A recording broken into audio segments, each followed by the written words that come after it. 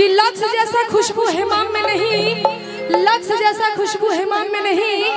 और आप जैसे इतने प्यारे प्यारे प्यारे प्यारे लोग पूरे हिंदुस्तान में नहीं, इस जहान में नहीं। बहुत धन्यवाद। दीपिका ने कहा कि देवर तनी देहिया पर डाल दरा जाई, तो मैं कहना चाहूंगा हर किसुना करे जा हमार हो जा, किसुना करे जा हमार हो जा, कि ओढ़ी के कमर अमर हो जा। बहुत कौन भाव में और प्रियमा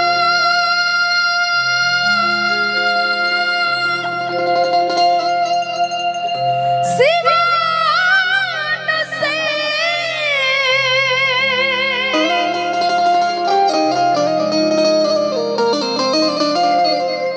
कि प्रियमा सिवान से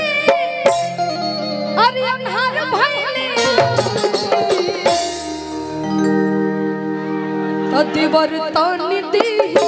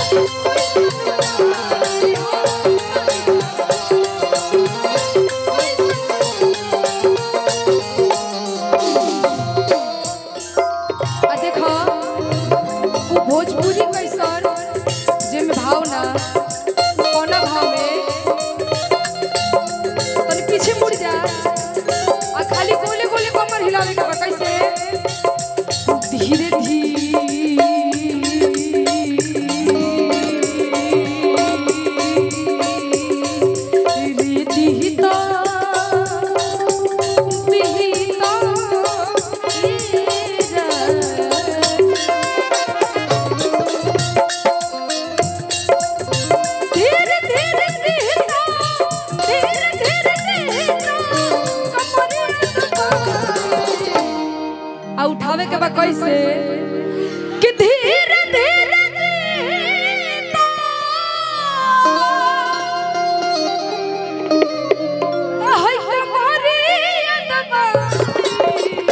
आवे के बा भैया हो जैसे घोड़ा करेला नु तार तू घोड़ी हो तो घोड़ी दौड़ी करियो कैसे अब आई बाछी हेने अब हई घोड़ा के पछाड़ देबे के बाद हेने अब ई घोड़ा एगो घोड़ा दूगो घोड़ी ना आई एगो पाड़ी दूगो पाड़ा ई घोड़ा है घोड़ी के साथ एगो चलो दीपिका और देखी हम तो आप सबके घरे आइल बने जे भी जे हमारे भाई चाचा लोग बा हाथ जोड़ी बा कि देखिए आप सबके घर के प्रोग्राम हमनी के एंजॉय करे खातिर सब भाई के हम बोलौले बनी तो आप सब थोड़ा मंच खाली कर देब ना तो अच्छा लागी और सारे कलाकार के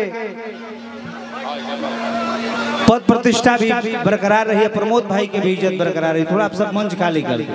हम नहीं हो रहा करते। चलें सुर संग्राम विजेता राहुल पांडे जी का आगमन हुआ है और आलमराज जी मंच पे हैं। दीपिका के बस लास्ट गीत चल रहा है इस पर आलमराज जी आइए बाबू रौदो धीरे धीरे बीता अरे तो कमरे डांस रो करे के बाद तू करे दीपिका के साथ मैं करूंगा। अरे हम करम तो तू छिटा जी रे पगली हमरा करे के मत कह कैसे कहे के बाद कैसे कि देवर तनी दिया अरे डाली दरज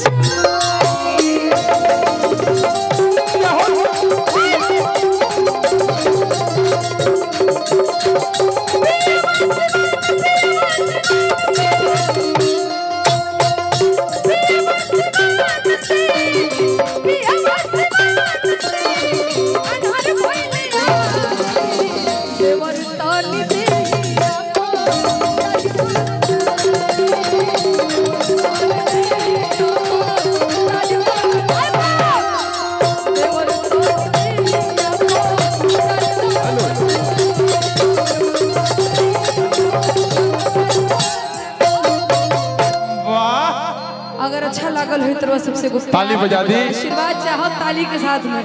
बहुत बहुत जाते जाते गुरुआ सब खातिर को बात कहल चाहब हम कि लक्ष्य जैसा खुशबू हेमाम में नहीं,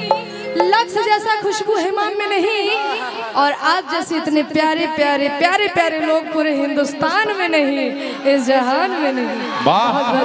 दीपिका ने कहा कि देवर तनी देहिया पर डाल दरा जाई तो मैं कहना चाहूंगा हरे कि सुना करे जा हमार हो जा